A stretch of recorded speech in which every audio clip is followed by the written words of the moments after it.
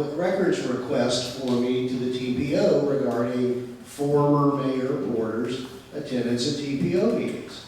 And during Mr. Porter's tenure as mayor, while he held a seat on behalf of a city of 70,000 plus people, he was absent 2/3 of the time from representing our community. That's public records. They don't lie. So Homestead settled. We were sold a bill of goods. You can have this now or maybe get something later. And I won't settle. We need to get beyond the mentality of poor little Homestead, Hurricane Andrew, stepchild of Dade County. No, we are one of the oldest cities in this county and one of the largest, and we need a strong, passionate voice that is not willing to settle. Now, just coincidentally, in the last few days, week or so, there have been many articles about now we're going to do the elevated extension over to Miami Beach. You know, I don't care that the glitz and glamour is on Miami Beach. Let's send the rail to the people that the rail was intended to serve. The people who pay the taxes and have made a commitment to living here, not tourists and not, the high-end residents of Miami-Dade. So, we need to, in this next administration, have someone representing us with passion and strength and leadership for our community who's thinking big picture rather than short-term project.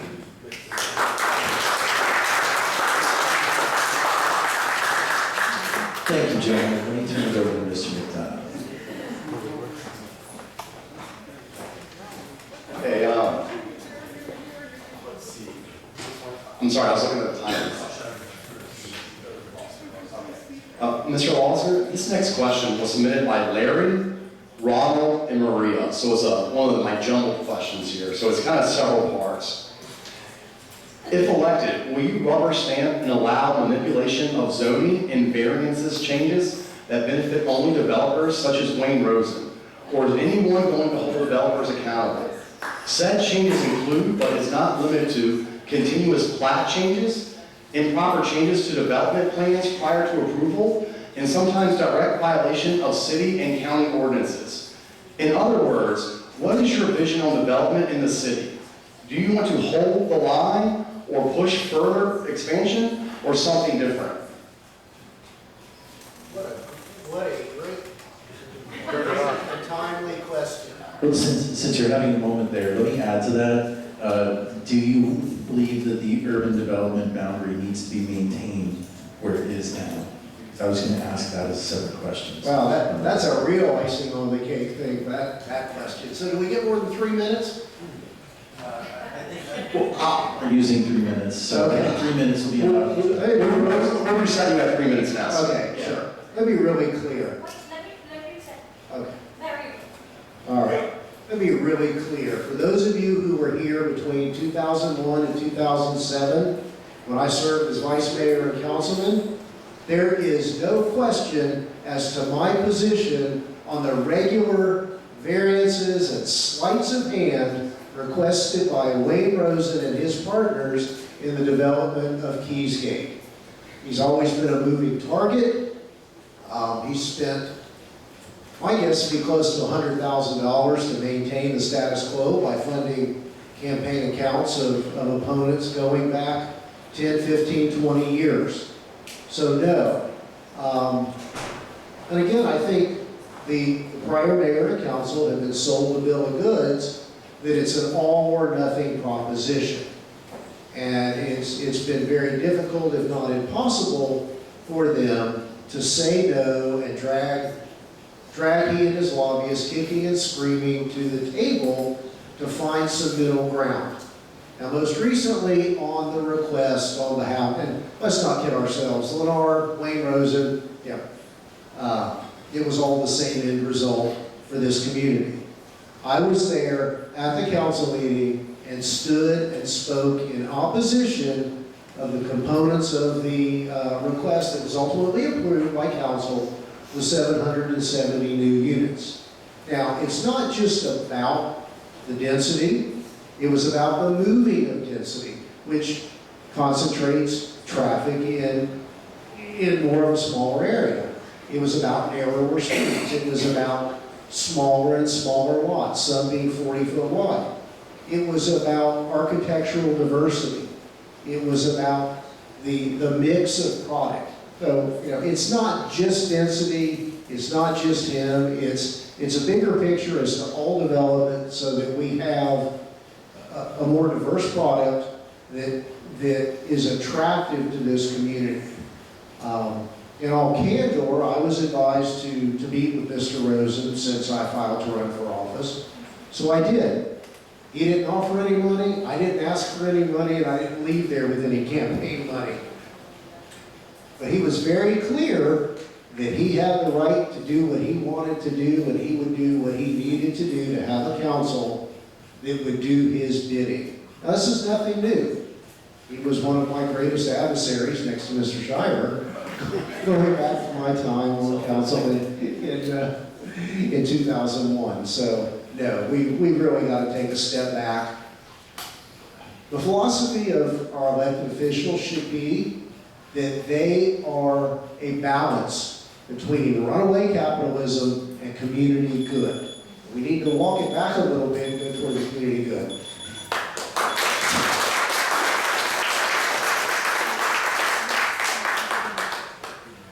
Thank you for your answer, Mr. Lawson. That was a great one.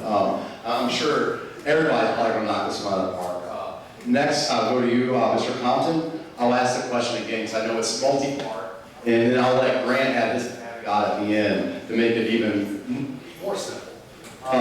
This question was asked by Larry, Ronald, and Maria. If elected, will you rubber stamp and allow manipulation of zoning and variance changes that benefit only developers such as Wayne Rosen? Or is anyone going to hold the developers accountable? Said changes include, but is not limited to, continuous plat changes, improper changes to development plans prior to approval, and sometimes in direct violation of city and county ordinances. In other words, what is your vision on development in the city? Do you want to hold the line or push for further expansion or something different? And as well, do you support keeping UDV where it is right now and through 2030? Thank you. First, to be perfectly clear, the mayor or council should not rubber stamp anything that comes before them. The mayor and council has a very big job, they have a very responsible job for which they're obligated to look at all of the information presented to them and consider all of the information very carefully before they make any decision. So nothing, no matter how trivial it may seem or how big it may seem, should ever be rubber stamped by the council or mayor. As the mayor and my administration, I would hold all of our council members responsible for ensuring that they do not rubber stamp anything. With respect to the development in particular, I believe that the city of Homestead has reached its capacity, especially with respect to the residential. I am not in favor of additional residential development within the city, and I would not be voting for any additional residential development here. Now, are there times in which there may be zoning changes necessary and proper? Sure. Those should be considered on a case-by-case basis, and you have to look at all of the facts. If it meets the code requirements, if it's consistent with the land use, then yes, there are times when you do need to change the zoning there. It's consistent with the city, and there's no zoning that can ever be permanently in place without some changes there. But this is a case-by-case situation, and it's not something that should ever be rubber stamped anytime somebody comes before mayor and council. We have some developers out there now, Wayne Rosen, as my opponent brought up there, one of the big ones, thinks that anytime they come before the council, that's exactly what it is. It's a rubber stamp. Anything they want, they should be able to get. And unfortunately, several members of the council and the mayor or candidates have taken contributions from them, and that results in those developers, like Mr. Rosen, having undue access, undue influence at the city hall. I have not accepted any contributions from Wayne Rosen or any other developer, and I will not. I do not want to be in the pocket of any of them because they're not going to have that access with me. I'm not going to rubber stamp them and give them anything they want just because they come up there. With respect to the UDB, as it was brought up, it's a very important line. It's a line that ensures that the development doesn't encroach on our very important environment. It doesn't go too far to the west and get into the Everglades. It doesn't go too far to the east and get into our wetlands in Biscayne Bay there. We're fortunate enough to have 2 national parks right next to the city here. And if that UDB begins to expand and encroach on those national parks, it's going to deteriorate them to the detriment of everybody. There are a few places in which it makes sense to change the UDB. There are places in which there's development all the way around it, and it doesn't make sense to hold that hard line there. These are very few exceptions, and it's not the standard rule. But there are a few places where we should look at the UDB and ask, does it make sense to leave it here? Thank you so much for your.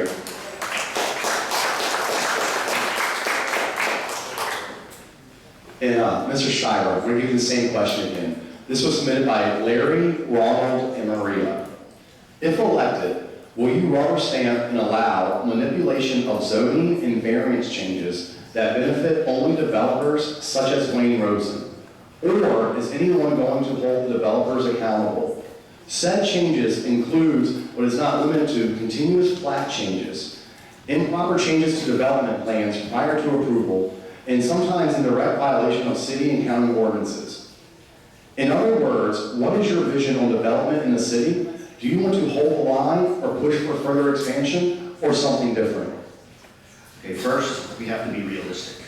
There are certain properties in our city already with vested rights. So to say that there is going to be a moratorium or that my administration would push moratorium on residential development, I think is unrealistic and not penny-wise for the taxpayers of the city of Homestead because of the legal ramifications of that.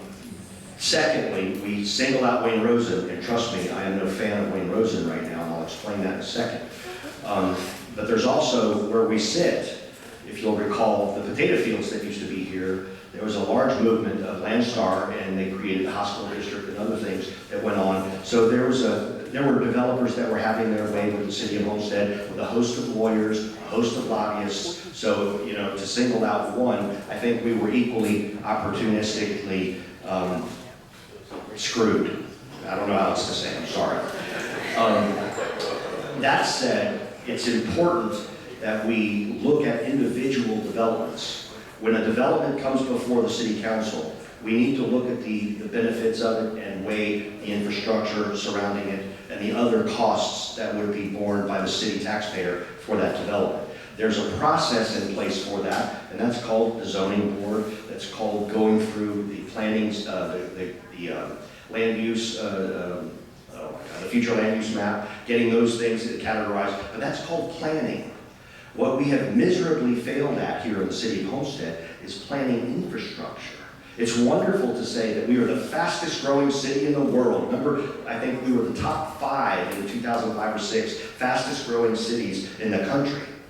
Well, that's not a good thing. The City Hall was touting that as the best thing since economic development and sliced bread. That's not, long-term, the way we deal with things or should be dealing with things for a viable long-term community. So there are ways that we can deal with development. It has to do with having a backbone as your mayor and council. I have fought, and I have been on the other side of lobbyists that have some of the most scariest tactics you could ever imagine when I was county manager of the city of Miami-Dade County. Dealing with those lobbyists are not easy. Dealing with lawyers who threaten this or that is not easy. It's a scare tactic, though. When you have an administration, a city manager, who agrees to those things and brings it forward to a council and mayor and says, yes, I agree with this, it's our job to then scrutinize that project or that development further. Greg, you mentioned the urban development boundary line. I personally sat as county manager when we were looking at moving the industrial line in North Miami. There's a process in place. To say no to all of it, yes, but adhere to the process and ensure that there is a need immediately in that area for the expansion. I, at this point, think no to expansion.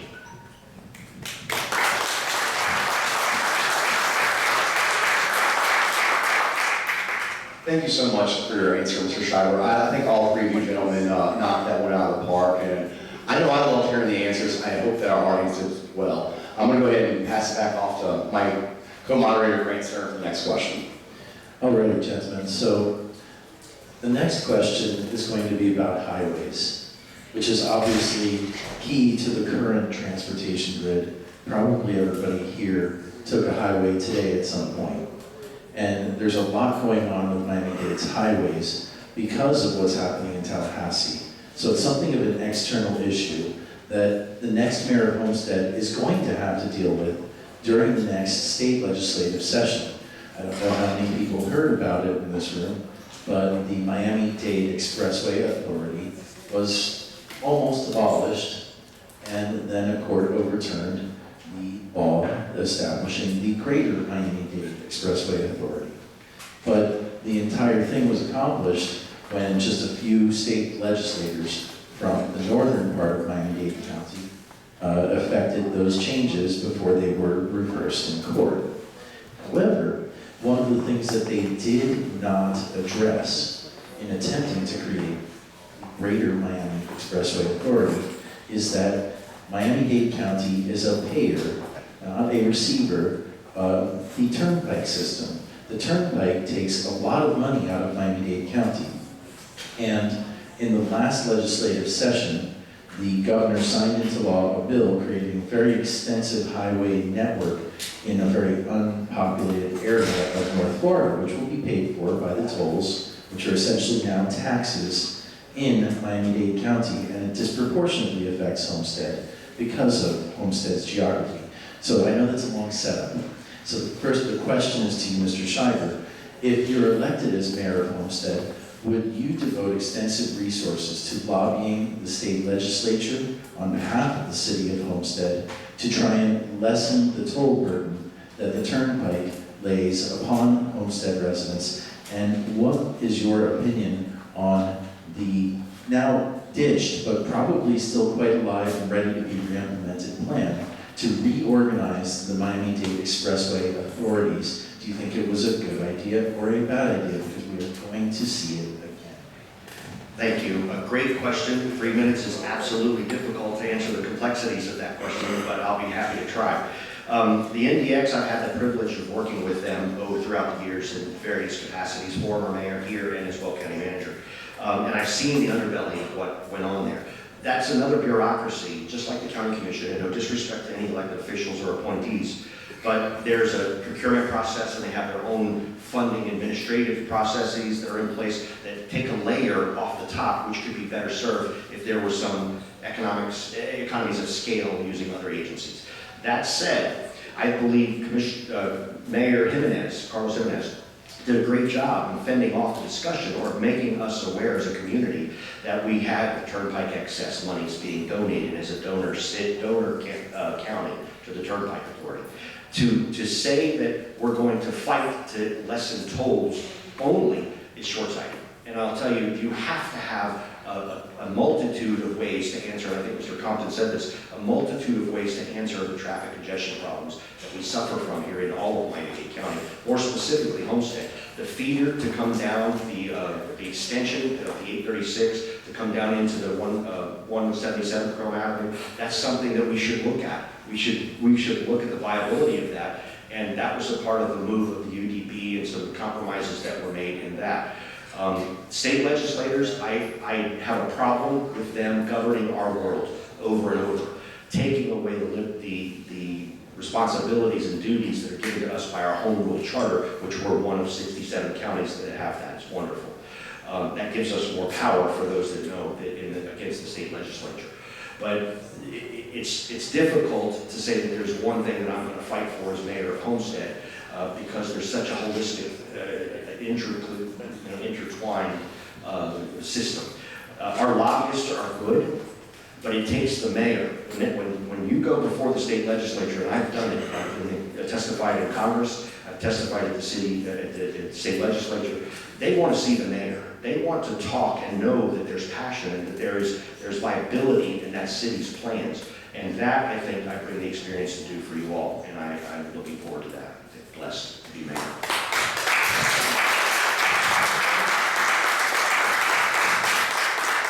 Same question to you, Mr. Westman. Let me first address the MDX controversy. And I've been following it, news articles online and in print, and was present at the city council chambers the night that Mayor Jimenez came to Homestead for maybe the first time. It wasn't in conjunction with a natural disaster, and made his presentation, and it was very well thought out. But what I take away from the whole issue is that was infighting among politicians at the county and state level as to who was going to control a pot of money. And to heck with the rest of us.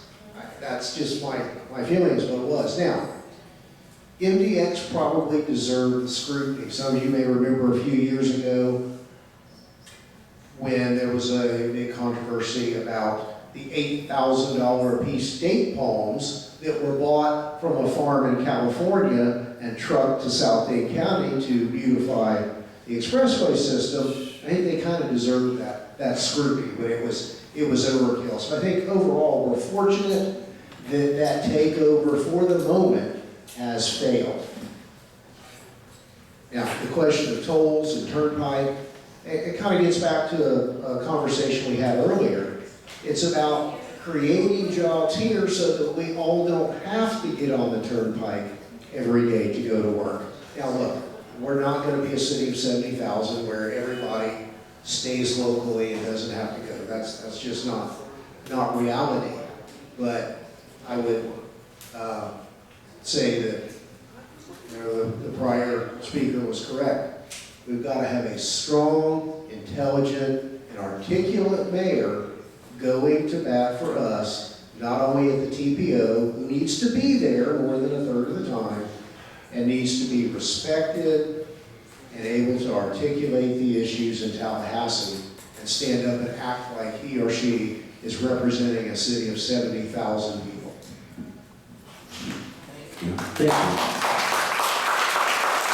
Mr. Conklin. Traffic.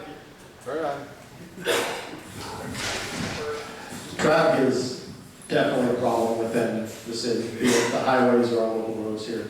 And as some of my opponents here pointed out, there's some stigma outside of our area that Homestead is kind of this little town at the end of the earth. And when that's the opinion that some people have, we're not going to get a lot of attention unless we demand it ourselves.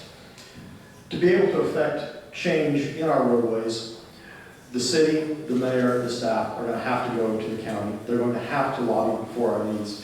As they say, the squeaky wheel gets the grease. And if we sit back here, do like we did all along, which is very little at the city and county, at the county and state level, we're not going to get changes. We're not going to get the changes that we need. So the mayor, the council, and his staff are going to have to go to the county. They're going to have to go to Tallahassee and lobby for these changes that are actually needed. That said, it's not just a matter of the city of Homestead working alone. We have other organizations that we're a part of that also gets to lobby those other agencies on behalf of us, like the League of Cities, for which the city of Homestead is part of. So not only are we going to be going and lobbying for those changes and needs that we have ourselves, we're going to be working through the League of Cities to where we can come together as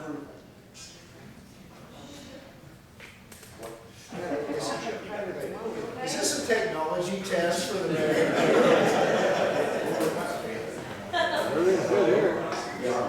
it's a Homestead power plant. Is the light on the light? There's a lot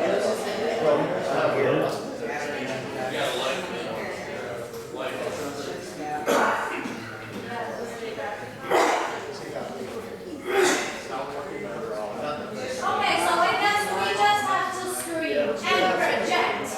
There we go. Okay, So, so, guys, I'm gonna ask that you stand up when you answer your questions so you can project to the whole room. I'll do the same when I'm asking you questions. We're gonna Everything's need a little fine more here. silence. Yes, we need a little more silence in the room because the equipment is failing. We'll keep going, and hopefully the mics will get back in just a minute. So, The microphone. to you, Mr. Compton. The bottom line is, yes, the council, the mayor, has got to go in lobby at the county level and at the state level. But we've also got to work through these other groups, like the League of Cities, so we can all come together as a group with much more power, so we can actually get done what has to be done for us. We're back on.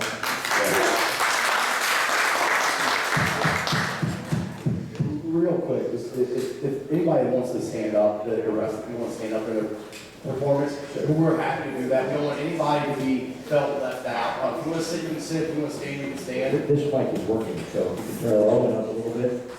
Can you hear me? Yeah. It's the system in the house here that it must have blew a fuse. Okay, You don't well, sound this in is here. working, so I'll just hand it down the way. Yeah.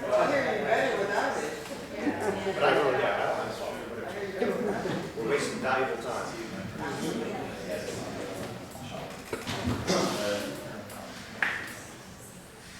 Okay, this next question is for, I'll start with you, Mr. Compton. This was submitted by Louis, Ronald, and Maria. What is your position on implementing body cameras for both the protection of our officers from false complaints and validation of compliance? And if you are for body cams, would you consider using forfeiture money to fund them, as the city of Miramar has recently done, so tax dollars are not expended? Yeah, I think it's a great question that goes back to what I've already touched on earlier, that the safety and security of the city of Homestead is extremely important. I have a vision that within our city, we have a robust police department. A police department that can provide the security that we need. That can only be achieved not only through numbers of officers, but also through technology. So yes, we should look at body cameras, and we should look at any other technology that's available to ensure that our police officers are adequately protected and that our citizens are adequately protected. When we go to purchase something like that, they are pretty costly, and they're costly to maintain. It's not just the initial purchase of it we need to look at. So using forfeiture money is an excellent use of it, so that we're not using tax dollars for which we have other and better uses. But ultimately, we have to get the number of police officers up. We have to increase the number of police officers within the city so that we can have the safety and security within our great city that we really need.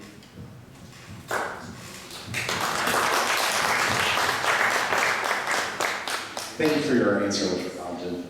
Next, I'll go to Mr. Losner. Again, I'll repeat the question. This is from Louis, Ronald, and Maria. What is your position on implementing body cameras for both the protection of our officers from false complaints and validation of compliance?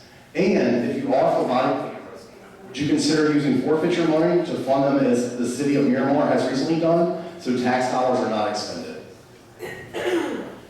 Absolutely, and I've had lengthy conversations with a couple of veteran retired police officers who have explained to me how the county system is phenomenal. When the police officer gets out of the car, the camera goes on, and everything is recorded, and then it seems that statistically, contrary to the intuition of some people, that it is of more benefit to the officer as a shield against false claims. But you know what? The video's there. I think we're at the point in our society where it's just another piece of equipment that our law enforcement agencies need to have, and it's another layer of protection for our residents. Absolutely so. Neither side should fear body cams. Should it be paid for out of forfeiture funds?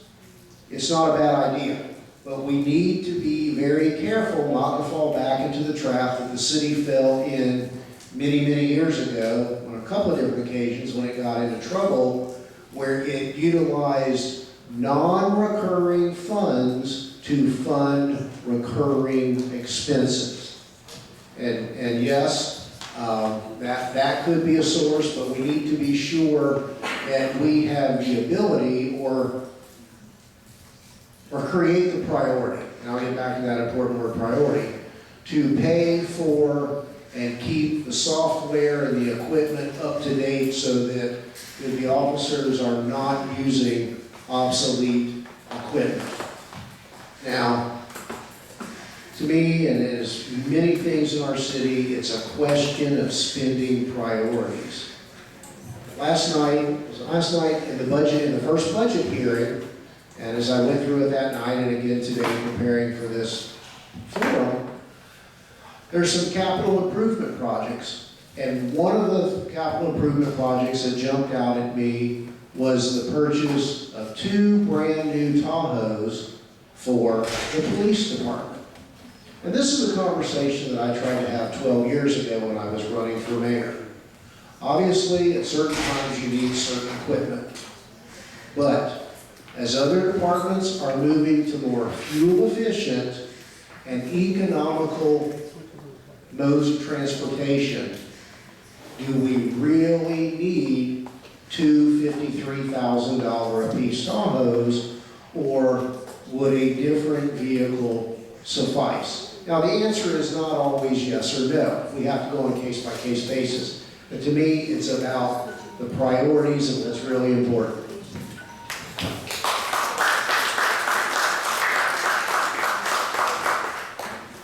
Thank you so much for your answer, Mr. Losser. Mr. Schreiber, do you need to repeat the question? There you go, Steve. Thanks.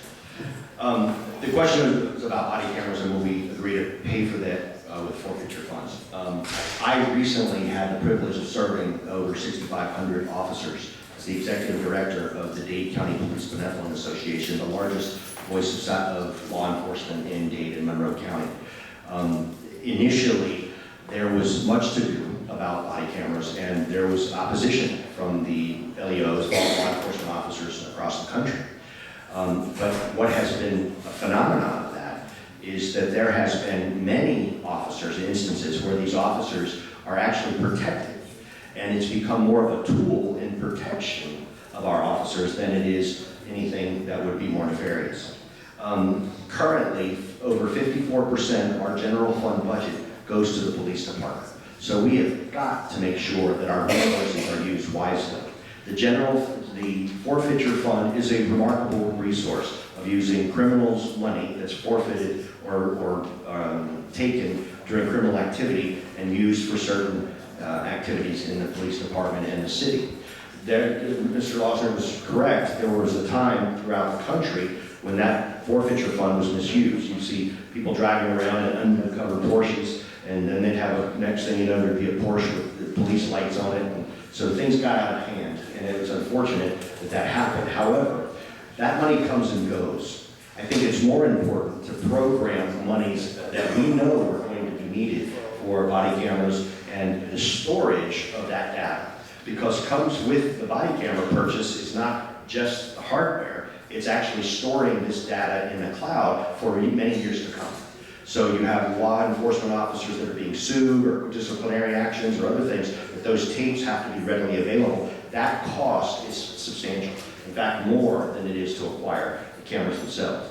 So I am for it. My experience having talked to hundreds of police officers, that they are largely accepting of that now as a normal course of business, and I would definitely support body cameras.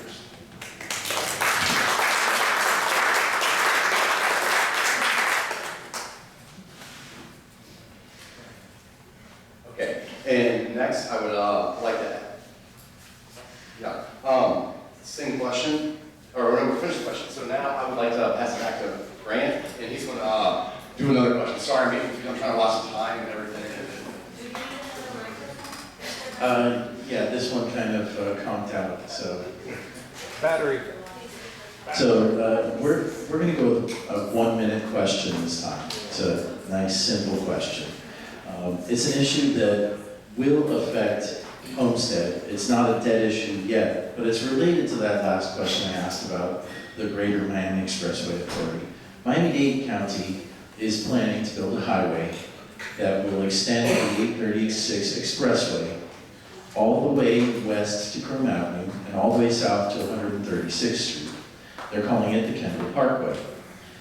However, what that will do is change the character of Chrome Avenue probably forever, because it will encourage development and growth and traffic coming off of Chrome Avenue to enter into the Miami highway system, which is not there right now. So my question for each of you, and I'm going to start with Mr. Schreiber in 1 minute, Do you oppose the Kendall Parkway? Are you in favor of the Kendall Parkway, and why? Once again, 1 minute is absolutely not enough, but the Kimball Parkway, we don't have a priority of just one solution to transit congestion in our county for years to come. If you'll remember, there were certain environmental groups and others that said if we expand US 1, because it was a safety issue on the way to the Keys, that we're going to bring in welcome development, things are going to go crazy in the Keys. That has not happened. So we expanded US 1 there, so the fear tactics need to stop. There's a UDB process, an urban development boundary line process in place. Have you been to Chrome lately? It's a 4-lane highway now, and it's nice. It's turned out to be nice. It was a safety issue. There were people dying on that 2-lane highway for many, many years. I had a dear friend's son who passed away from a car wreck there. So safety is an issue, but I don't think the scare tactics of saying development's going to come if we improve traffic conditions should be used anymore. And I think that's what it is. I support the Parkway. Thank you, sir. And I'd like to pitch the same question, Mr. Compton. Well, I think there's definitely some differences between the Chrome area and